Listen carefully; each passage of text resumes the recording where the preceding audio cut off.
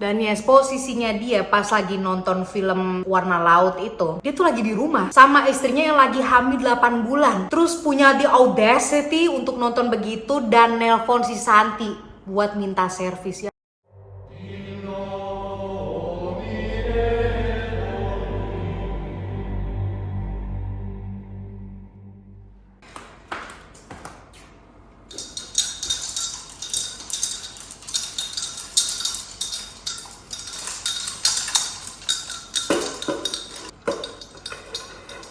Gini kali ya. You know, tadi gue just mandi my own business. Let's just get started. Let's go. Gue nggak beraniin diri karena gue juga sih yang rada ngide gitu loh. Ngerekam ini pas lagi malam-malam. When you know damn way. Gue kurang suka ngerekam malam-malam. Gue rada takut anjir. Lightingnya bagus kalau malam buat paranormal. Yuk kita mulai aja, oke? Hey guys, Vigits, apa kabar? How are you hari ini? Welcome back to Paranormal. In today's video ya, kalian lihat di thumbnail udah bisa nebak itu. Yes, kasus Indonesia lagi. Tetapi ini ya, gue bukannya mau generalisasikan seluruh laki-laki di dunia ini, enggak ya. I am not a damn feminist. I love men, okay? Tapi ada alasannya, lo tuh nggak bisa yang namanya ngejudge perempuan yang dimana kalau perempuan bilang gue nggak berani keluar malam, gue takut, gue nggak nyaman, nggak akan bisa berasa safe gitu loh. Maupun kalian di negara manapun, gue bukan ngomongin tentang Indonesia aja, everywhere, termasuk di Amerika lah dan di negara lain. Karena banyak sekali kejadian-kejadian yang seperti ini yang mau gue bawain. Nah, mungkin kalian udah rada bisa nebak lah ya, ini tuh ada unsur apanya, dan dari judul sama thumbnail juga udah kelihatan. Now yo, kasus yang mau gue bawain ini tuh ada 2 unsur, yaitu adalah ya kasus pembunuhan dan ada unsur paranormalnya. Ada tuh unsur-unsur makhluk halus. Jujur gue ketakutan karena gue ngerekord ini malam-malam dan studio gue itu gelap. Kalau lampu ini mati sama dia belakang mati, takut gue. Jadi gue berusaha untuk sesingkat mungkin ngebawain kasus ini. Let's just get into it.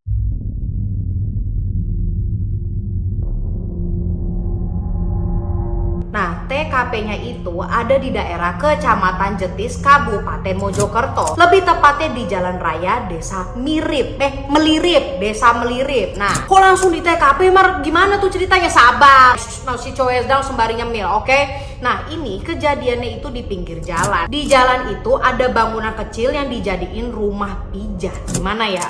Rumah pijatnya nih bukan rumah pijat ya, biasa yang udah bukan rahasia umum gitu. Yang namanya rumah atau panti pijat, apalagi di pedesaan, di perkotaan juga ada kalau lo bisa nemu ya kan. Panti pijat yang gue omongin ini biasanya gak cuma melayangkan pelayanan pijat aja, tetapi ya ada servis yang namanya servis dalam tanda kutip happy ending. Maksud gue servis happy ending itu adalah ketika si panti pijatnya itu lagi mijitin gitu kan bagian punggung bawah gitu, terus bapak-bapaknya ngomong, yang depan dong Neng. Nah di depannya punggung bagian belakang kan ya weird, buddy, you're weird. Nah disitulah servis happy ending yang maksud gue. Tetapi with all that being said, walaupun mereka menawarkan servis happy ending dan gak ada di pamflet atau di spanduknya, panti pijat ini juga menawarkan jasa pijat dari mulai anak-anak, ibu-ibu, bapak-bapak sampai kakek nenek. Bener-bener tukang pijat gitu loh. Dan diketahui juga bahwa panti pijat ini setiap hari di rumahnya nih ada tamu, ya rame pengunjung lah. Nah ngomongin pengunjungan, ada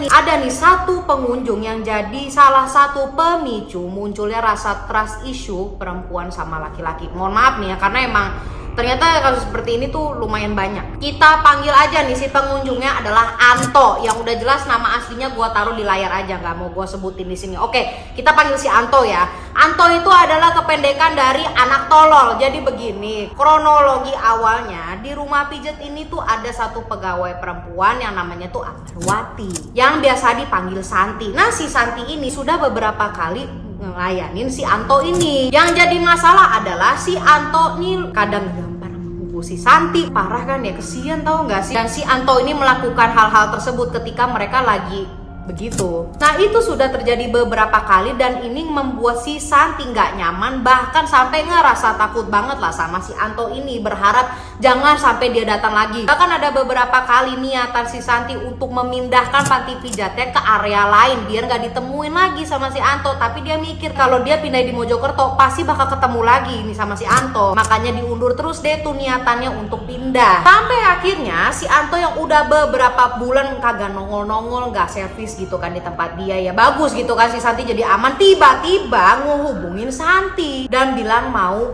pijat. Walaupun udah takut seperti itu, si Santi tetap gak bisa menolak dan memutuskan buat ngajak temennya bakal nemenin dia deh tuh di rumah pijat itu. Soalnya si Santi juga udah punya firasat gak enak gitu kayaknya. Nah alasannya dia itu gak bisa menolak karena si Anto ini udah tahu lokasi dia di mana, lokasi rumah aslinya dia di mana. Jadinya dia takut keteror. Datanglah nih temennya yang baik, yaitu adalah Tati. Jadi ada Santi dan temennya itu Tati. Nah setelah gak lama mereka ngobrol deh tuh kan di depan rumah panti pijatnya, datanglah satu laki-laki ini, dan laki-laki itu adalah si Anto, anak tolol. Maaf ya gue ngegas banget karena lo nanti bakal ngerti deh kenapa gue kayak begini. Nah ngeliat ada si Anto, Santi ini langsung bilang, mau pijat bang sekarang, biar kayak cepet aja gitu loh, gak usah lama-lama di tempat ini. Nah ketika dia tanyain gitu, si Tati tuh juga ada di sana ngeliatin mereka berdua kan, nih kayak apa sih nih. Lalu si Anto cuma ngeliatin si Santi dan ngangguk kayak gak ada ngomong, gak ada apa. Ya udah deh tuh Santi masuk kamar belakang dan udah ngode-ngode si Tati, maksudnya jaga di pintu luar ya, lu jangan kemana-mana, jangan tinggalin di rumah pijat. Terus si Tati langsung connect lah sama kodeannya si Santi ini. Nah posisinya si Santi ini udah masuk ke dalam kamar dan si Tati di luar biar jaga-jaga gitu kalau misalnya ada apa-apa. Nah Tati yang sudah menunggu sekitar 20 menitan lebih kok belum keluar ini si Santi nih orang berdua, karena udah agak lama nunggunya gak keluar-keluar juga nih orang. Si Tati memutuskan buat beli gorengan dulu tuh, ada yang deket sama panti pijatnya. Yaudah dia jalan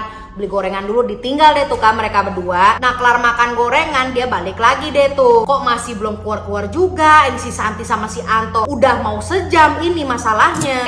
Tiba-tiba ketika si Tati udah duduk lagi tuh nunggu di depan rumah, si Tati ini mendengar suara teriakan tuh dari dalam panti pijatnya, kan kedengeran banget. Gak lama setelah itu Anto keluar jeder gitu kan, ngebuka pintunya. Si Anto yang udah cepet-cepet mau kabur langsung ditahan lah sama Tati kan di depan pintu. Lo ngapain temen gue? Pasti Tati ngeliat tangannya si Anto itu ada pisau yang udah berlumuran darah. Tati yang berusaha dengan keras buat nahan Anto supaya nggak kabur, malah terluka di bagian kepala belakang. Jadi si Anto tuh ngecek ke belakangnya si lehernya Tati, dan dari situlah Anto lolos. Namanya ribut-ribut begitu, gak perlu waktu lama kan buat mengundang para warga dateng. Nah polisi otomatis juga terlibat dong, karena itu teriakan lumayan kencang. Nah setelah polisi melakukan investigasi dan evakuasi, di sana ada Santi yang masih di dalam kamar. Santi meninggal dunia karena kehabisan darah. Namun Tati yang kena sabetan pisau di belakang kepala tuh, di leher belakangnya dari Anto, masih selamat dan langsung dibawa gercep ke RSUD terdekat. Tidak pakai lama, Tati langsung dimintain keterangan sama polisi. Menurut keterangan dari Tati, Anto keluar dari kamar itu dalam keadaan gak pakai apa-apa.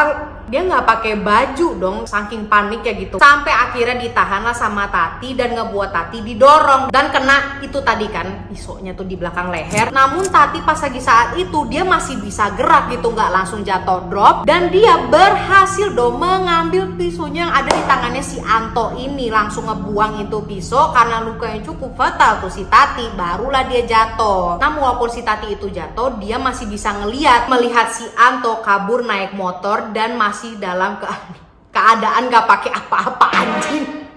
Anjir lah, goblok banget sih. Nah berdasarkan keterangannya si Tati, para saksi dan ditambah lagi sama bantuan CCTV di sekitar situ, polisi berhasil deh tuh bikin sketsa mukanya si Anto. Di sini posisinya si Anto itu belum diketahui identitasnya by the way. Jadi dengan modal sedikit informasi dan sketsa kasar tentang si Anto ini, polisi langsung deh tuh bikin konversi pers dan nyebarin sketsa wajahnya si Anto. Seminggu kemudian setelah itu, polisi dapat kabar deh kalau kalau si Anto ini baru aja ngegadein motornya ke seseorang. Untung aja itu orang langsung recognize gitu ya, oh mukanya nih ada yang di sketsa di berita kemarin. Nah langsung deh tuh ngabarin polisi. Dari sinilah didapetin identitasnya si Anto. Nah kalau identitas sudah didapetin, otomatis lebih gampang kan lah ya ngelacak itu posisinya di mana. Diketahui lah posisi terakhirnya si Anto ini ada di Jakarta. Yes. Selain identitas dan posisi, polisi juga dapat info kalau si Anto ini ternyata adalah orang Jombang. Dia bukan orang Jakarta, bukan orang Mojokerto juga. Dan dia ini sudah punya istri. Istrinya lagi hamil. Istrinya itu lagi hamil 8 bulan. Tega banget ya. Di samping itu diketahui juga kalau si Anto ini adalah seorang pengedar narkoba. Pantesan kayak begitu kelakuannya, amit-amit. Sebelum dilacak sama polisi kalau dia di Jakarta, si Anto ini sempat balik lagi ke Jombang, daerah Magetan lebih tepatnya, buat meminta tolong ke saudaranya ini karena dia tuh lagi on a hunt, lagi diburu lah sama polisi. Nah tujuan awalnya si Anto ini pengen lari ke Palembang, tetapi karena halu dan kebanyakan makan narkobsnya itu, dia malah ke Jakarta. Dan pas lagi dia udah sampai di Jakarta pun ya, dia baru sadar kalau di Jakarta itu dia nggak punya siapa-siapa, nggak punya saudara, dan apalagi tempat tinggal. Jadi nggak ada relasi. Ngapa dia halu pengen ke Jakarta anjir? Makanya si anak tolol ini balik lagi gitu ke Jombang Magetan. Yang mana di sana dia ada saudara. Kagak jelas banget ini orang, yang pun dongo. Nah ya udahlah ya, pas dia di Magetan kena deh tuh sama polisi. Karena polisi udah berhasil kan ya posisinya di mana. Nah si Anto udah ditangkap begitu di Borgol, masih mau kabur berusaha dan lepas gitu kan ya, sama polisi langsung jedar. Lu mau tahu nggak? Beneran ini kasus begitu. Ditembak sama polisi. Tapi dia nggak mening guys, nggak, dia masih hidup. Si polisi ini ngejedarinnya itu di bagian kaki. Mampus, kagak bisa jalan lagi sampai Karang. Lu kalau mau lihat nih fotonya si Anto ya, lu search aja nama aslinya ini ya. Dia pakai kursi roda, mampus. Oke, let me calm down. Pas diinterogasi dan disuruh untuk membuat reka adegan, reka ulang, si Anto bilang kalau dia pas lagi itu lagi scriptwriter gua bahasanya rada halus dikit.